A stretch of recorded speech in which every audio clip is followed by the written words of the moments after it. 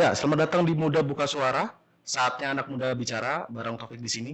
Di episode kali ini kita bakalan ngobrol-ngobrol tentang seberapa penting sih anak muda ini jaga protokol kesehatan, dan sekarang kita sudah bersama bintang tamu spesial kita, ada Indri di sini. Halo Indri, apa kabar? Halo Kak Topik, alhamdulillah baik.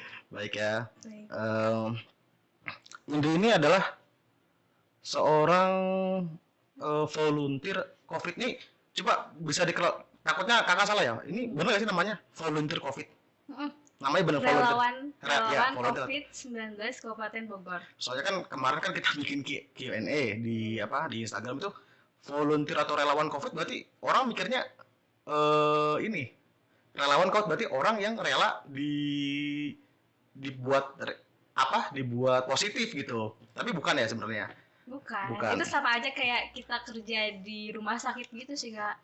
Oh, nah ini menarik banget ya, karena kan pandemi ini udah 1 tahun lebih ya, sudah 1 tahun lebih, dan Indi menjadi seorang relawan itu sudah dari tahun lalu ya. Bulan tepatnya bulan Mei tahun 2020. Bulan Mei tahun 2020. Oke, nah ini karena masih suasana pandemi, enggak juga, masih suasana lebaran, masih suasana Syawal, jadi saya juga bersama kru mengucapkan minal aidin wal faizin, mohon maaf lahir batin. Inti kan hampir setahun ya menjadi seorang relawan COVID. Nah, coba bisa ceritain dong, awal mulanya gimana bisa gabung itu?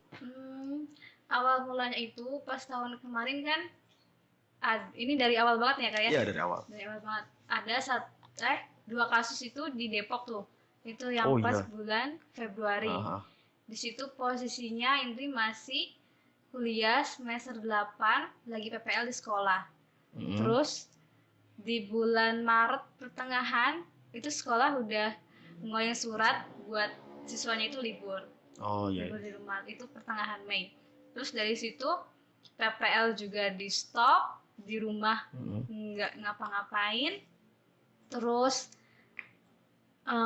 aku itu tipe orang yang maksudnya nggak bisa diem gitu. Ya, nggak bisa diem, kelihatan.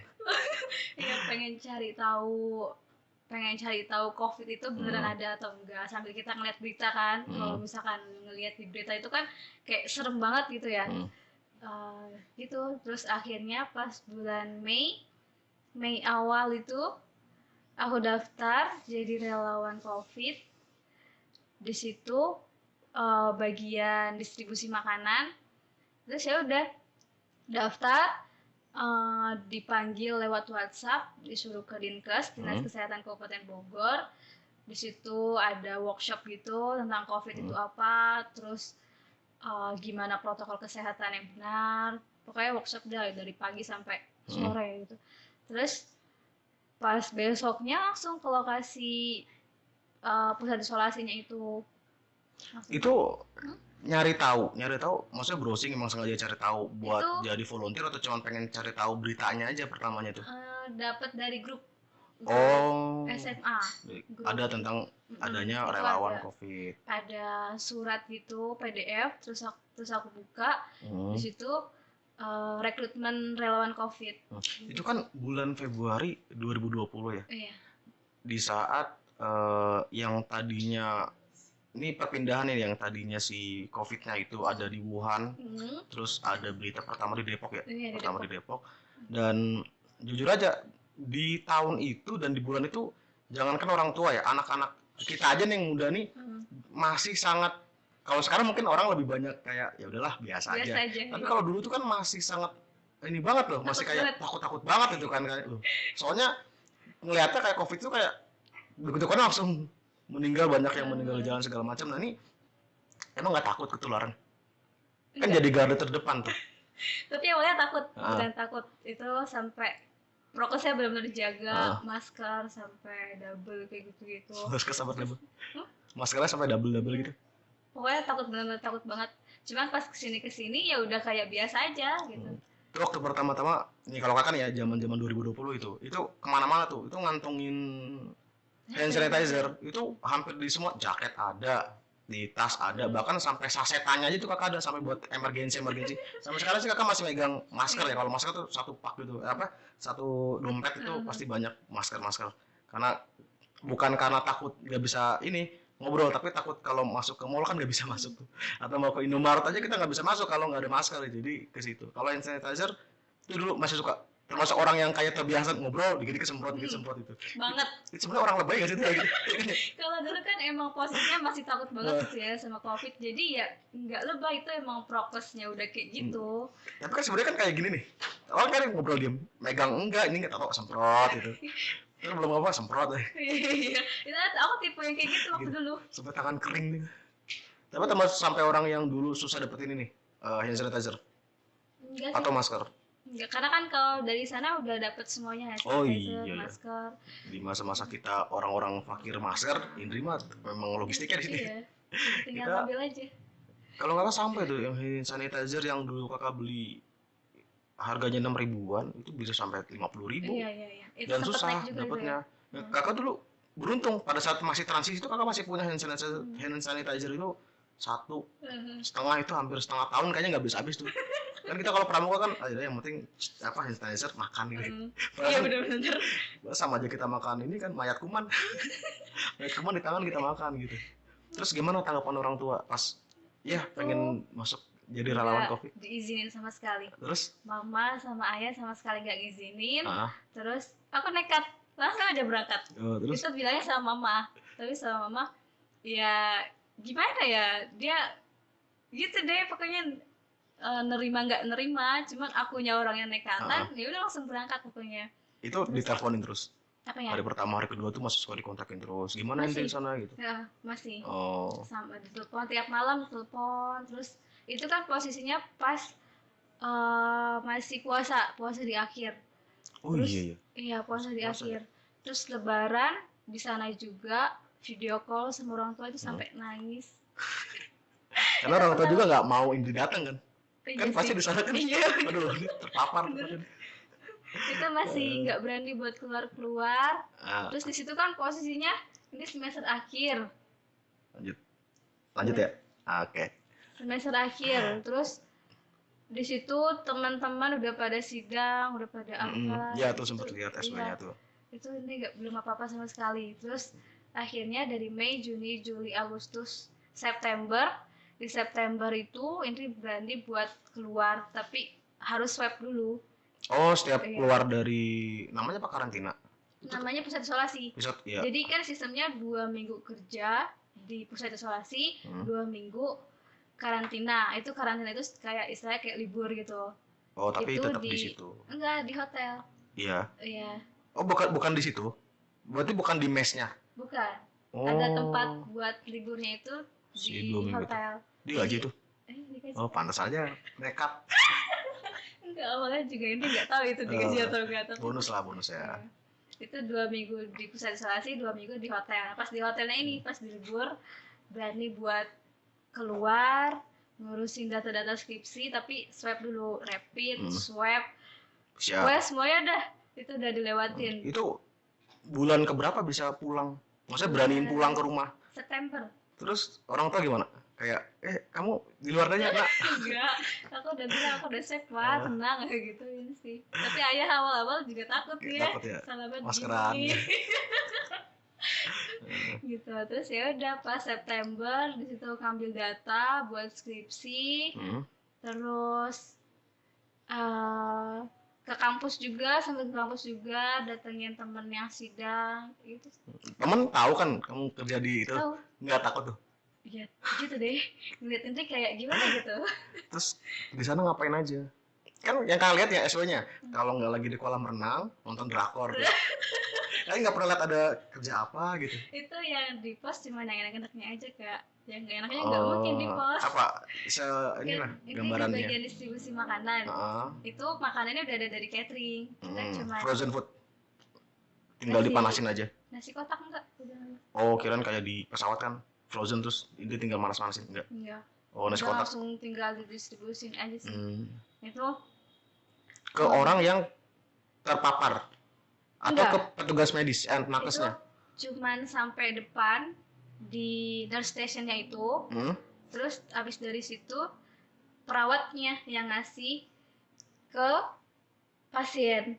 Terus Indri ngapain? Maksudnya hanya memastikan jumlah makanannya. Jumlah makanan pasien sama relawan. Pasien itu, pasien yang terpapar COVID. Iya. Itu ya hanya yang OTG aja atau memang punya penyakit? Yang ODP sama yang PDP. ODP itu apa? Pasien dalam perawatan. Bedanya apa sama OTG?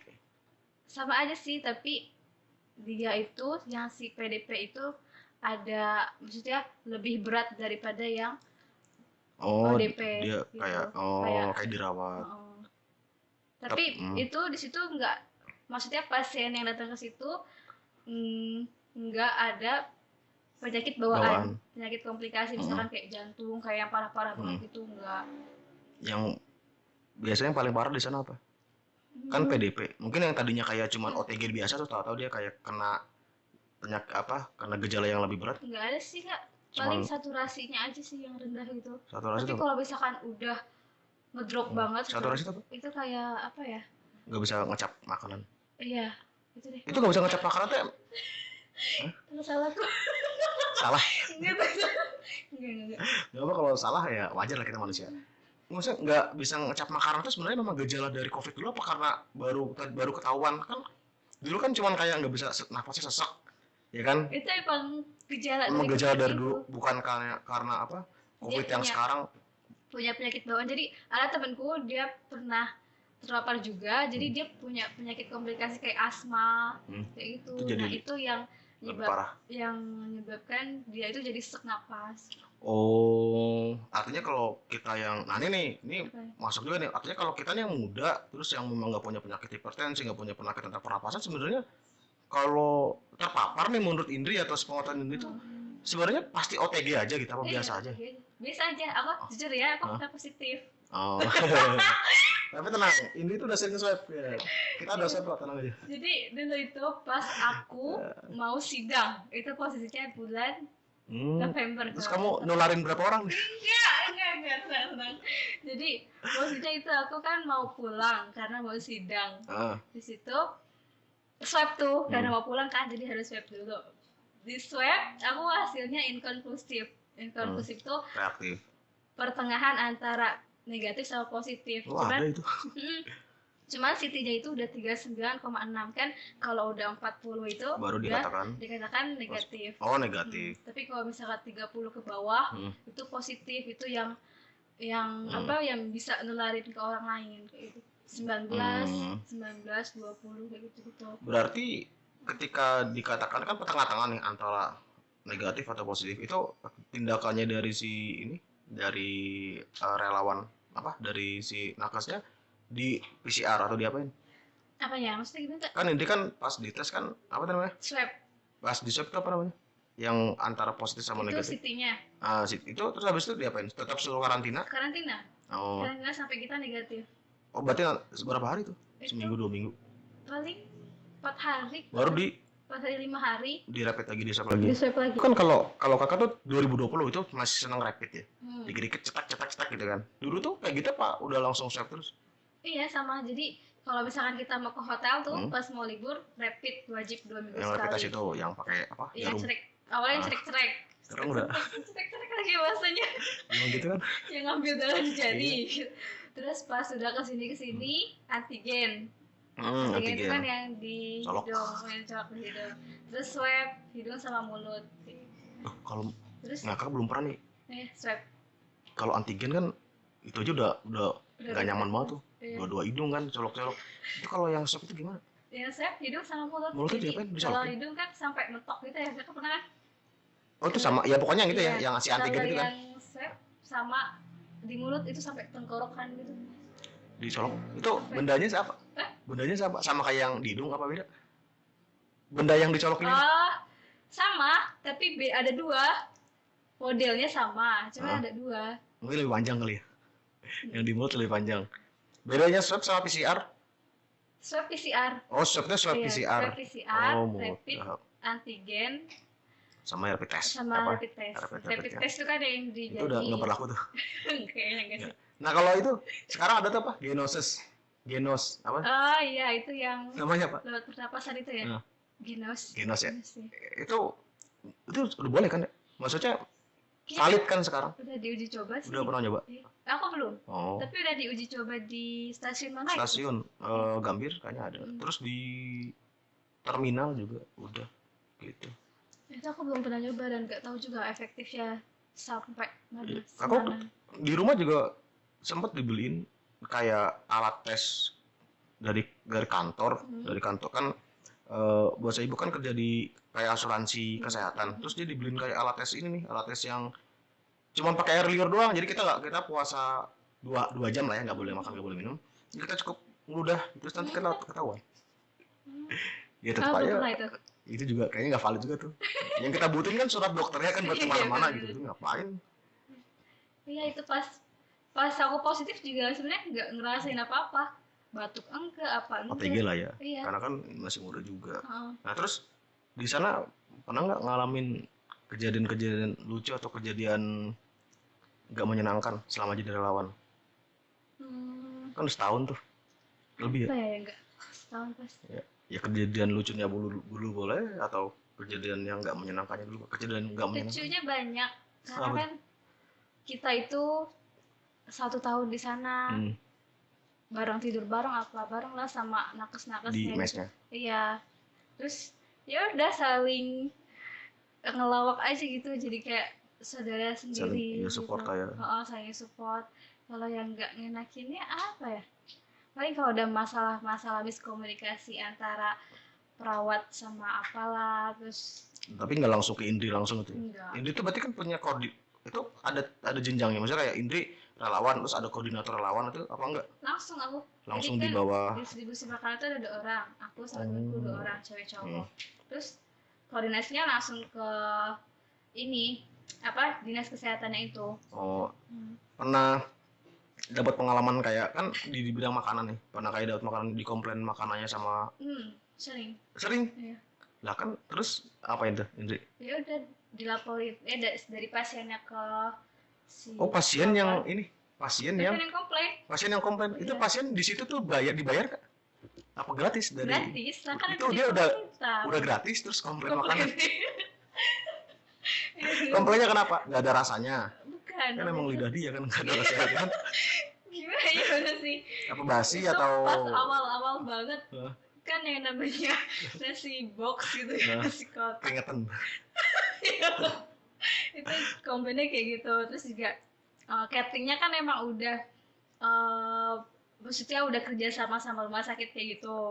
Terus awal itu nggak ada rasanya Kak, cuman nasi terus ya kayak ayam atau ikan kayak gitu tapi nggak ada rasanya.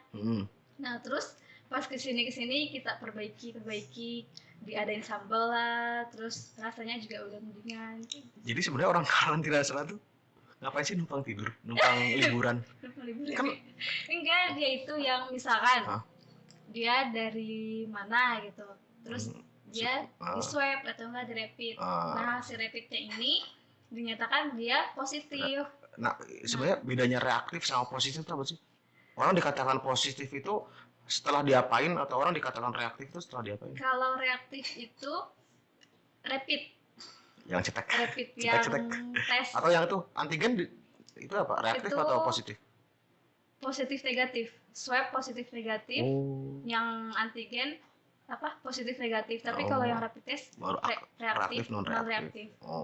Gitu. Terus itu lah kan kakak juga kan dulu juga pernah sih kalau nggak salah di rumah sakit dapat makanan juga memang makan rumah sakit kan emang nggak pernah enak. Itu bukannya kebijakannya itu si ahli gizinya dokter atau si ahli gizinya rumah sakit itu yang memang mengatur kayak wah nih lu punya penyakit hipertensi, makanannya emang nggak boleh banyak garam.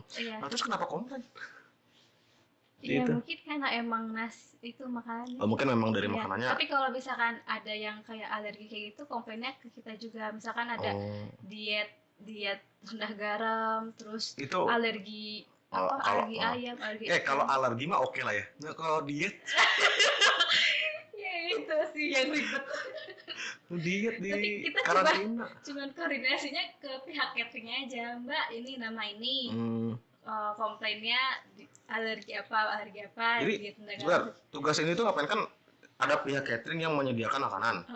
Terus didistribusikan ke karantina apa? Kemana? Ke station. Namanya apa? Apa? Dari catering ke pusat isolasi. Ke pusat isolasi itu di situ langsung diterima sama Indri. Dari pusat isolasi kita ada ruang makan, dia drop di situ. Nah, itu posisi Indri di mana? Di ruang makan. Di ruang makan. Oke. Itu hanya mendata kayak jumlah kebutuhan makanan dengan jumlah makanan yang ada itu berapa ada. Terus habis itu kayak QC-nya tuh Indri enggak Terus habis itu kita langsung mendistribusikan ke nakesnya. PDP, ke WDP. Oh, kayak jumlah makanan untuk si ODP-nya berapa, PDP-nya berapa. Sama yang jaga di situ berapa. Tapi Indri ya memang dia bukan orang yang QC kayak makanan masuk dibuka-bukain enggak gitu.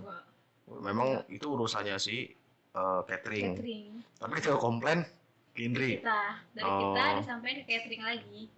Oh, nanti diperbaikin sama si catering. Melalui apa bisa langsung lisan. Kan kalau misalnya kita dikomplain hari ini di WhatsApp. Oh, ada WhatsApp-nya. Oh, baru besoknya diperbaiki. Itu ada makanannya bedanya apa? Selain rasa ya? Apa ya? Katanya sih orang-orang yang yang pernah karantina di Wisma Atlet gitu tuh makanannya enak-enak ini. Makanannya apa sih? Sama kayak makanan biasa atau ada? Sama kayak. Memang harus 4 sehat 5 sempurna gitu. Berarti makanan orang yang positif COVID itu sama. Nggak ada beda-bedanya.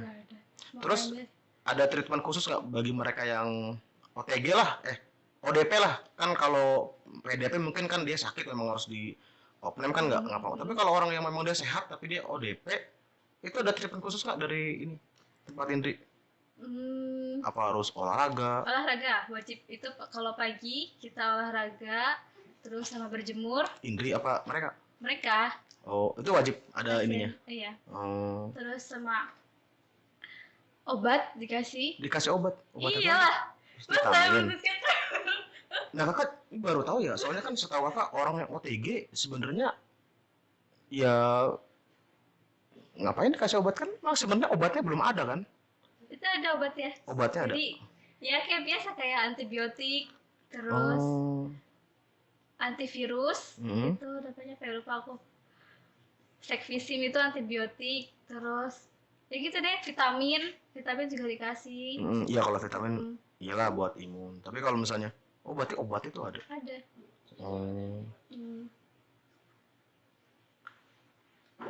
Mau spray? Nah, ini tadi sempat ditanya ini nyambung lagi nih. Tadi kan udah ke tugas Indri. Nah, kita masih sama kan ya sebaya. Kita kan orang-orang yang masih muda, karena masih orang yang produktif lah ya.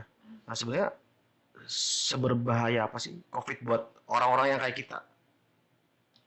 Seberbahaya apa sih kan kalau pemerintah itu kan secara general mengatakan harus menjaga jarak segala macam ini itu tuh. Nah, sebenarnya sepengetahuan Indri kan selama jadi relawan tuh kita yang masih produktif itu seberbahaya apa sih di COVID itu? Seberbahaya apa? Sangat bahaya sih kalau misalkan orangnya itu punya penyakit komplikasi. Nah, kalau kita yang muda yang sehat gitu, sebenarnya harus tetap melakukan prokes yang sudah ditetapkan pemerintah atau ya sebenarnya itu hanya untuk diarahkan ke orang-orang yang memang potensi aja. Itu kan kalau misalkan protokol kesehatan kan emang wajib ya kayak karena kita juga nggak tahu kita terpapar atau enggak. Bisa aja kita yang bawa virus tapi badan kita sehat-sehat aja, terus kita pulang ke rumah justru orang tua atau yang ada di rumahnya itu yang terkena.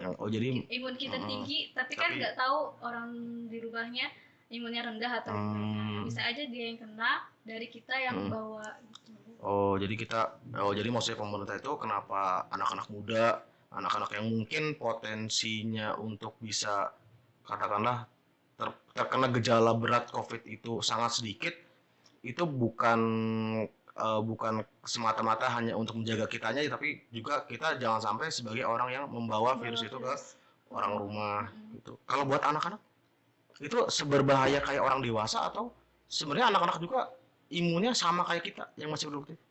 Selain bayi ya, kalau balita sih mungkin oke lah rentan. Tapi kalau anak-anak SD gitu, mungkin imunnya masih di bawah. Tapi nah sejauh ini kan kalau kakak pribadi memantau berita di YouTube gitu, Mereka jarang nonton TV. Ini jarang pernah lihat ada berita kayak kenaikan di misalnya di suatu tempat terjadi kenaikan angka positif corona di anak usia dini atau anak-anak ini. Kakak sih belum pernah lihat, tapi sebenarnya kalau di sana ada anak-anak kecil gitu. Dia kebanyakan PDP atau ODP aja gitu, karena mungkin orang tuanya kena. Iya. Tapi biasanya berdua sih, orang tua sama anak. Jadi keluarga di situ gitu. Pernah ada yang meninggal nggak di sana? Enggak, nggak ada. Kan ATG istilahnya kan. Kali aja kan dia PDP, kali aja tiba-tiba asma atau apa. Langsung dirujuk ke rumah RSUD Cibinong. Berarti bukannya nggak ada gitu. Nggak tahu nggak, karena pas lagi arjan duluan san. Pokoknya kalau udah parah banget lah istilahnya.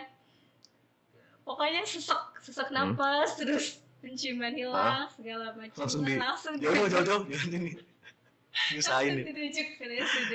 Ya maksudnya yang istilahnya yang peralatannya memadai gitu. Iya kan, karena memang butuh alat ini ya lebih. Terus relawan hampir semuanya pernah positif berarti? Enggak semuanya. Enggak semuanya, Indri aja? Enggak ada. Kenapa? Kan Indri kan artinya kan dari sana kan memang dikasih edukasi buat menjaga prokes nih. Terus pas Indri reaktif nih atau positif, karena pernah gak kepikiran kayak, oh mungkin karena gue kemarin gak cuci tangan atau apa gitu? Itu aku sampai mikir-mikir aku dapet di mana. Apa mereview kan? Iya. Kayak tiap hari semprot itu, kok bisa kena gitu? Itu aku sampai mikir, bisa kena, ini dapet dari mana? Terus apa teman gue ya? Terus ya udah, mungkin karena suka pakai masker dikebawahin gitu atau enggak lupa cuci tangan. Masih suka ngalamin lupa. Kalau masker tuh sebenarnya memang nggak boleh tarik nih apa? Enggak.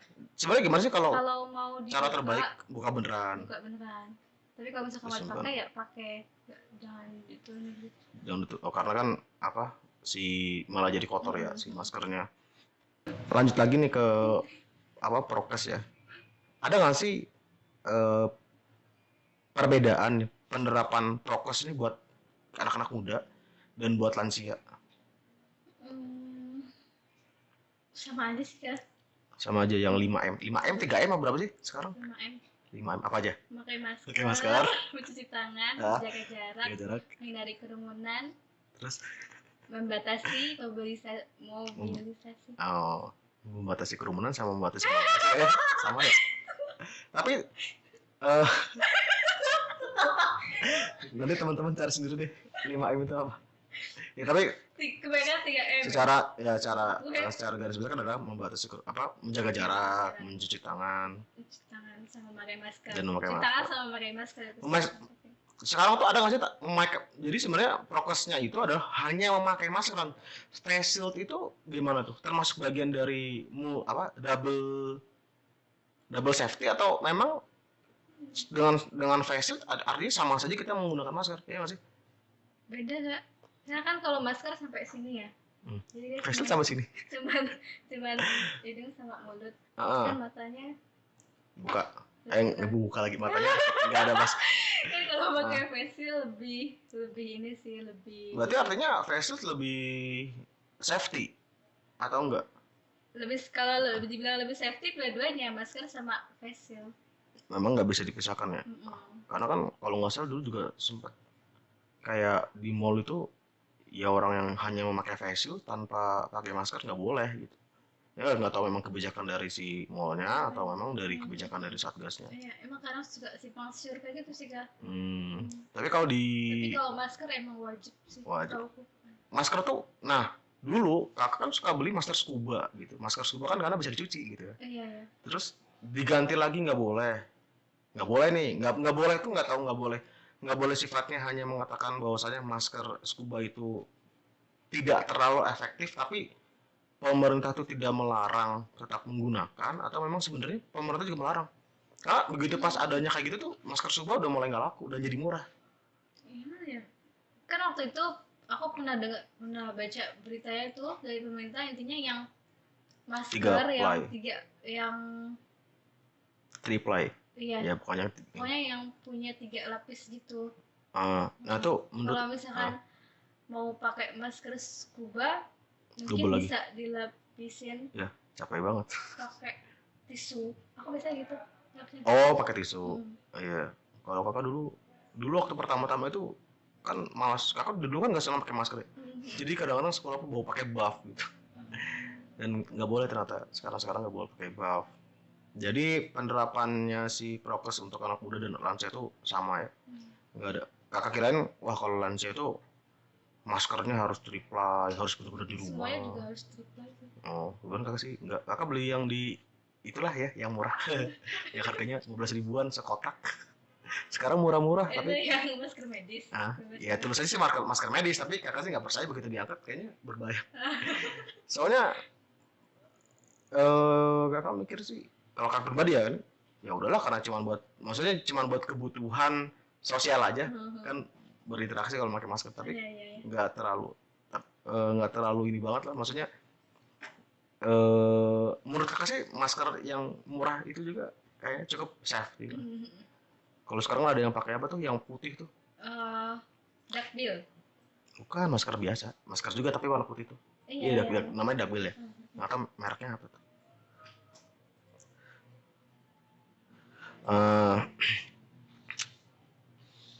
Terus ini nih kan kita kan di usia produktif ini kan memang biasanya anak-anak muda nih yang bandel. Ini nggak sih, setuju nggak sih Indri? Malah sebenarnya di antara anak-anak, terus ini anak-anak muda nih dan para orang tua sebenarnya malah yang bandel atau yang lebih kontra terhadap prokes pemerintah tuh anak-anak muda. Setuju nggak? Yang lebih kayak apa sih corona ini nih gitu. Setuju. Iya. Itu jadi dia ngerasa kayak dia sehat gitu. Ya karena memang dia sehat gitu kan. Kayak menurut ini kan ya, sekena-kenanya gue paling gue OTG gitu ya. Tapi dia nggak ngasih tahu, nggak memikirkan dampaknya kalau dia membawa. Namanya apa sih kalau dia yang membawa virus tuh? Bahasa kerennya? Ya membawa lah ya. Dia OTG dia membawa gitu. Membawa virus ke rumahnya itu. Iya, ke rumahnya. Rumahnya itu kan banyak. Bisa jadi bapaknya atau kakeknya. Di situ ada. Nah, terus ada nggak nih tips nih dari Indri selaku orang yang pernah menjadi seorang relawan buat anak-anak muda yang masih ingin produktif atau yang masih beraktivitas di luar tetapi tetap bisa menjaga prokes. Ada nggak tipsnya? Harus gimana itu atau apalah gitu? Sebenarnya jangan cuma mikirin buat diri kita sendiri sih ya kan, tapi mikirin juga buat orang lain yang maksudnya yang deket sama kita gitu. Jadi kita juga safety, kita juga pakai protokol kesehatan yang benar. Ini juga buat menjaga semuanya, buat menjaga keluarga kita juga. Jadi mungkin kita nih sebagai anak muda, tipsnya adalah saya ambil kesimpulan ya. Nah, tipsnya adalah kita harus tetap aware terhadap si COVID itu sendiri dan jangan pernah mengatakan diri kita selalu sehat gitu ya. Dan meskipun kita sehat juga, kita juga harus tetap peduli terhadap orang-orang di sekeliling kita. Bisa jadi mungkin orang-orang di sekeliling kita imunnya sedang rendah. Nah, ini nih ngomong-ngomong soal prokes atau ngomong soal pandemi, di sekarang kan pemerintah mengambil kebijakan vaksin. Gitu. Karena kemarin juga baru tuh di interview atau sebagai relawan ini juga sih relawan vaksin. Bukan relawan vaksin. Lebih ke orang yang suka ditanya apa sih namanya kuesioner gitu. Relawan kuesioner dari ini mahasiswi dari mahasiswa Kesmas Kesehatan Masyarakat UIN gitu. Dia nanya-nanya tentang vaksin. Nah, ini kita coba ambil salah satu pertanyaannya. Kan sekarang kan di Indonesia kan sudah banyak ya vaksin. Malah dua ya sekarang ya. Kalau nggak salah yang terakhir tuh yang di stop dulu kan tuh. Yang Sinovac sama yang satu lagi apa lupa. Yang Sinovac apa yang sedang diberhentikan dulu yang untuk diuji lagi BPOM. Nah, ini menurut Indri sendiri tuh termasuk orang yang pro dengan adanya vaksin atau yang enggak? Pro. Kenapa? Karena kan vaksin itu salah satu buat ngejaga imun kita itu. Imun kita supaya enggak drop, terus juga. Tapi bener nggak sih vaksin itu untuk kita supaya kebal virus? Soalnya kan ada orang yang berita yang salah satu pejabat publik ya yang udah istrinya divaksin, yang sudah divaksin malah dia terpapar gitu. iya. Ini mungkin harusnya kan perlu diluruskan sebenarnya vaksin itu fungsinya untuk apa? Untuk memang supaya kita kebal dari virus atau untuk apa? Sebenarnya itu vaksin itu untuk menjaga imun kita sih Kak, menjaga imun kita supaya tetap apa? Supaya imunnya Tetap tinggi, kuat. kayak gitu. Tapi nggak menjamin kita itu Bakalan terpapar atau enggak sama si si COVID itu. COVID-nya. Selagi kita bisa jaga protokol kesehatan yang benar, pakai masker, sering cuci tangan, itu pasti aman-aman aja. Ya Indri aja yang se-safe itu dengan itu aja masih bisa tetap kebobolan ya kena gitu. Ini bener kan nih waktu pas kakak ada question itu sih kakak lebih mengatakan bahwasanya vaksin itu ditujukan untuk ya tadi sebenarnya untuk meningkatkan imun dan juga untuk bisa mengurangi gejala yang diakibatkan oleh COVID. Jadi bukan untuk supaya kita kebal. Jadi misalnya kayak kalau kita ini udah divaksin terus kita kepapar COVID, jadi kita kayak lebih ke OTG aja dibandingkan dengan berat itu. Itu benar gitu ya? Ya, takutnya kakak bikin question pas question kakak jawab. Ini sih memang kata dia sih sepengetahuan si orang yang ini aja. Tapi berarti bener ya gitu. Udah godok. Nah, kalau vaksin kan anak-anak muda ini kan termasuk orang yang paling terakhir akan diberikan vaksin. Entah akan atau enggak gitu. Nah, menurut Indri sendiri kita tuh perlu nggak sih kita nih anak muda, anak-anak yang nggak punya penyakit bawaan atau sebenarnya kita perlu nggak sih divaksin? Perlu. Kenapa kan kita mungkin balik lagi ke imun sih kan? Ke imun. Kan bisa kita olahraga aja cukup. Atau berjemur kan dapat vitamin D atau minum vitamin. Enggak menjamin sih kan kalau misalkan cuma olahraga. Tapi Indri kalau misalnya tiba-tiba vaksin untuk anak muda langsung mendaftar. Aku itu pas jadi relawan itu udah ada formulir buat kita divaksin tuh, teman-teman juga udah pada divaksin. Tapi ini enggak, waktu itu kan ini karena positif. Kalau nggak salah kalau orang yang positif COVID itu jadi punya imun tuh. Namanya apa sih? Kayak dia jadi bisa kayak bisa mendonorkan implan ya? Plasma darah. Ya plasma darah. Iya. Itu. Tapi itu pasien yang maksudnya yang istilahnya yang terpapar banget gitu loh. Yang ada hilang ciuman. Yang seluruh gejala-gejalanya itu dirasain sama dia. Baru iya, soalnya teman kakak juga pernah juga terpapar COVID juga dan dia udah ini juga donor juga, terus juga dia dicek kayak si antibodinya itu si COVID itu masih berapa persen lah gitu, jadi kayak masih kebal. Gitu. Tapi sebenarnya vaksin tuh hanya 2 kali itu untuk selamanya atau sebenarnya kedepannya tuh tetap jadi rutinitas? 2 kali sih. Untuk selamanya? Iya. Atau kalau yang maksudnya yang di berita ya kayak gitu lah. 2 kali untuk tapi belum tahu nanti ke depannya gimana. Tapi menurut Indri ini sih ini ya di luar out of topic ya. Menurut Indri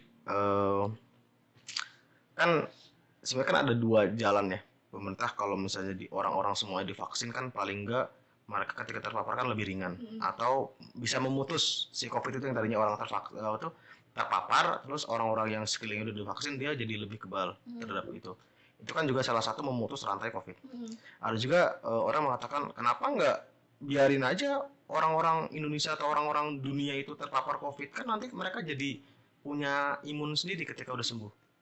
Nah ini tuh termasuk orang yang setuju gak kayak membiarkan, maksudnya membiarkan aja pemerintah supaya masyarakat itu kena, kan nanti kan jadi kena imun jadinya nggak buang-buang vaksin, nggak buang-buang duit buat vaksin gitu. Setuju nggak? Setuju sih kan. Kenapa? Bebas lah istilahnya. Itu kejam ya? Iya. Karena kita lebih ke jadi kayak hukum rimba gitu. Mana yang paling bertahan lebih lama dia yang akan bertahan gitu ya. Mana yang lebih kuat mereka yang bertahan. Yang itu banyak yang mati ya. Itu kalau yang punya penyakit komplikasi kayak mati asma ya bakalan meninggal. Kayak di India ya. Itu India tuh beneran COVID itu. Iya. Sampai kalau di India sih udah dia ya kan memang agama sih sama adat ya.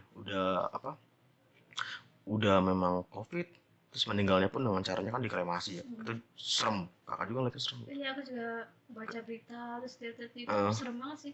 Terus sampai jalan gitu. Nah ini sebenarnya ada ada ini nih, ada beberapa, ada Q&A dari Instagram yang kemarin kita bikin. Ada Kak Uji ininya pertanyaannya. Ada dong. Dan netizen. Netizen. Saya bacain 3 teratas ya. Ada ratusan banyak. Pertama dari @rof_imam.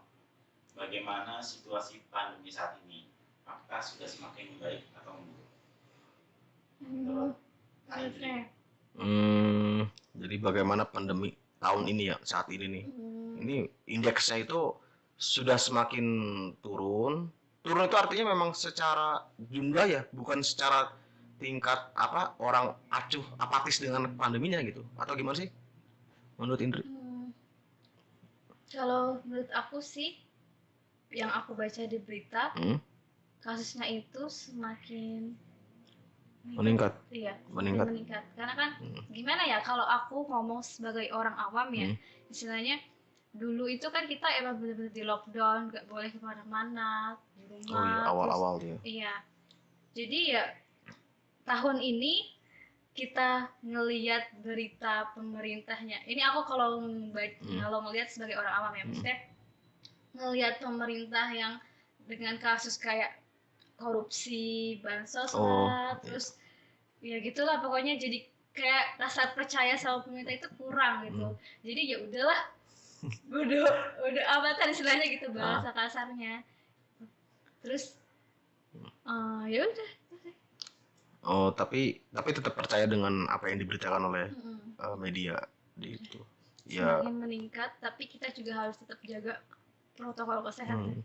Tapi sebenarnya semakin kan ada, maksudnya ya kan pasti ya kan, ini sama-sama aja ke pertanyaan sebelumnya, karena semuanya pasti memang harus kena kan, entah kena melalui vaksin atau kena memang melalui secara pasti baru bener-bener dia akan punya imun gitu kan. Ini yang dibaca kan ada yang memang dia positif. Kalau dulu kan ada OTG, ada ini. Kalau sekarang kayak cuman positif meningkat sekian ratus, tapi nggak ada kayak orang yang positif tuh OTG, ODP atau apa gitu, nggak ada ya. Gitu. Jadi malah kalau kakak sih melihatnya mungkin memang meningkat ya, dan mungkin meningkatnya ya lebih kayak orang kena virus kayak kena flu biasa. Iya. Aku juga iya. Gitu. Tapi pemerintah tetap dia nggak mau ngambil langkah yang terlalu resiko yang besar. Tetap aja dia tetap mengglobalkan suasana orang yang positif itu adalah orang yang memang dalam keadaan yang berbahaya bisa meninggal dunia ataupun bisa sembuh gitu. Itu ya. Ada lagi Kak Uji? Yang kedua dari @faisal_izulhaq. Oh, alumni itu. Atmosfer apa yang dirasakan saat menjadi relawan COVID? Awalnya takut pas awal-awal banget, karena kan kita kalau ngelihat berita di TV itu serem banget ya, di rumah sakit inilah pasien meninggal atau apalah gitu. Tapi kalau pas kesini akhir tahun 2020 itu jadi kayak biasa aja gitu. Kita kena ya udah kena, isolasi tinggal nunggu sekolah gitu. Jadi tapi Indri tuh sama pasien itu ngobrol nggak sih? Enggak, aku sama sekali nggak pernah masuk ke dalam. Nggak masuk, berarti artinya nggak tahu pasien, nggak tahu maksudnya jumlah pasiennya berapa, maksudnya orang-orangnya nggak tahu. Udah kalau senam juga sendiri-sendiri atau kelompokan aja? Kelompokan, jadi dalam satu ruangan, jadi kayak ada tempat apa ya istilahnya, lapangan kecil gitu. Mereka olahraga sendiri, bareng-bareng, maksudnya nggak ada instrukturnya? Ya, instrukturnya paling orang yang di situ yang bisa. Yang bisa. Pasiennya juga ya. Kalau dulu kan pertama-tama yang warga saudara-saudara kita yang dari Wuhan tuh, warga Indonesia kesini kan dia dibina oleh tentara ya, yang dijemput terus di olahraga gitu. Iya. Kirain sama gitu. Ternyata cuma ya udahlah, yang penting lo olahraga. Tapi wajib. Kalau enggak kayak mager gitu. Iya. Yang penting berjemur. Kalau dia sih kalau malam-malam di situ ya males-malesan. Kebanyakan orang usia berapa tuh? Paling 20 sampai 30-an.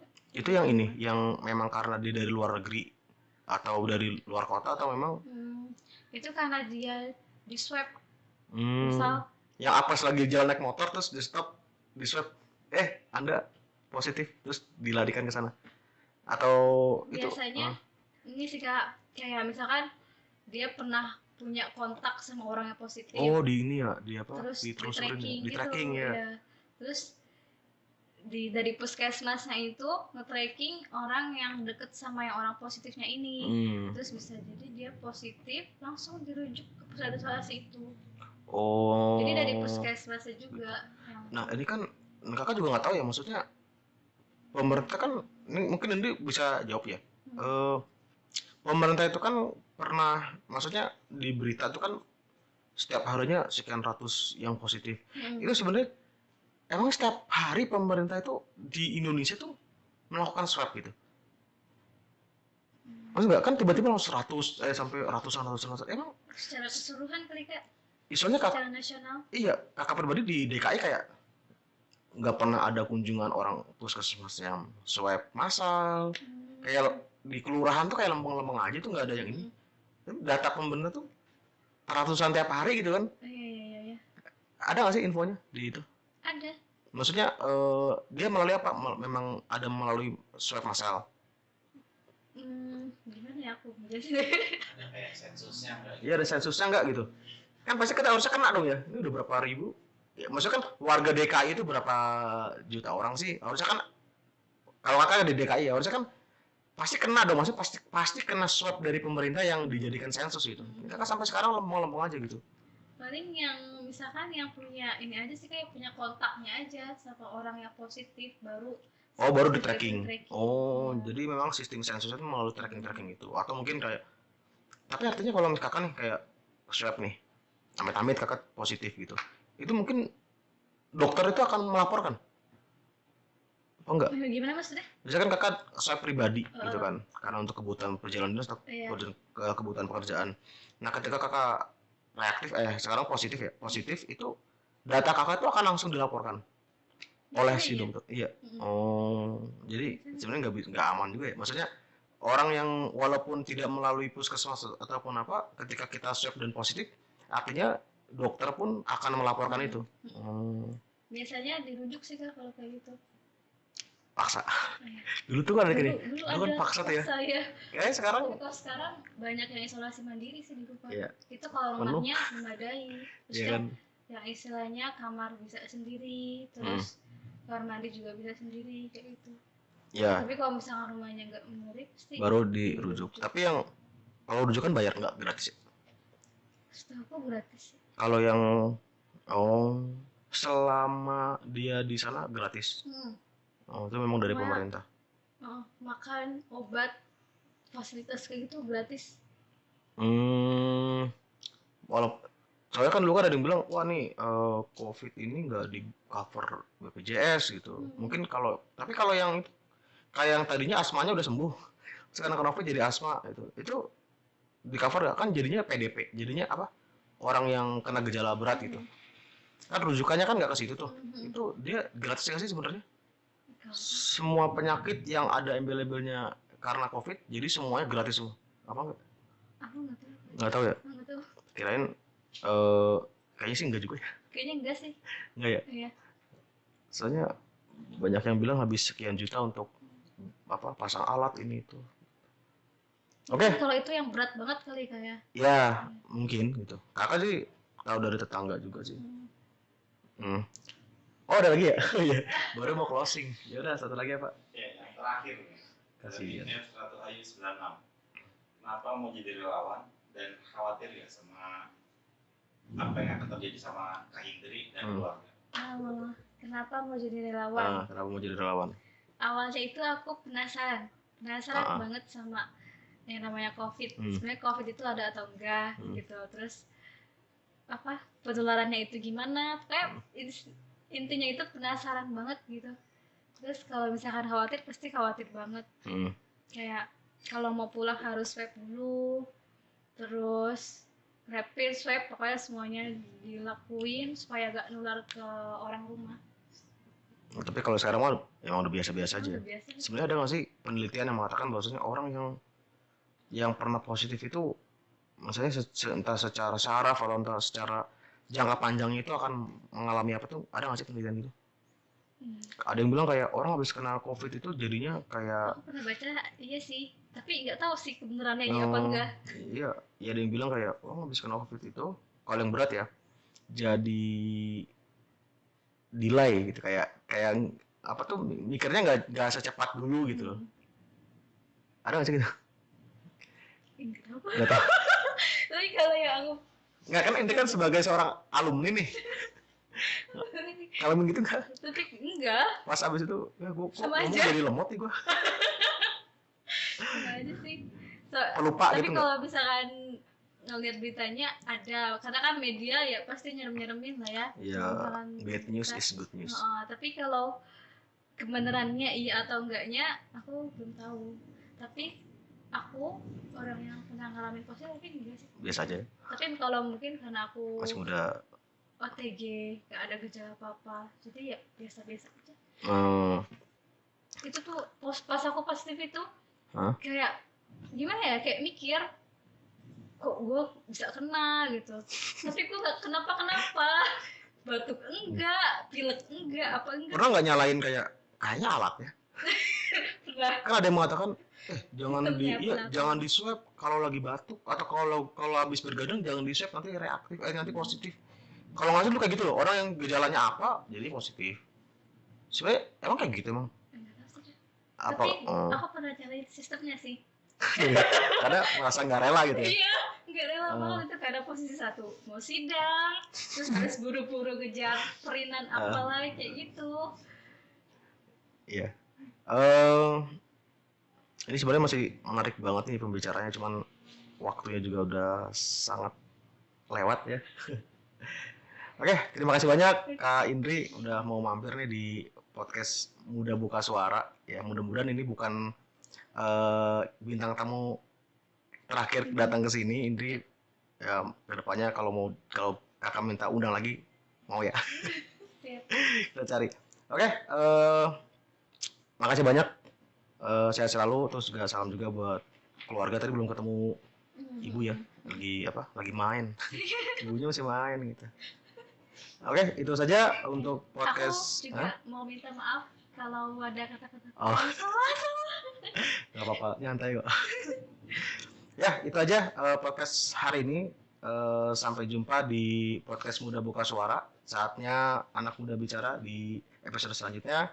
Saya Taufik Hidayatullah dan selamat. Dan Indri Wulandari. Dan siapa? Indri Wulandari. Dan sampai jumpa di video podcast berikutnya.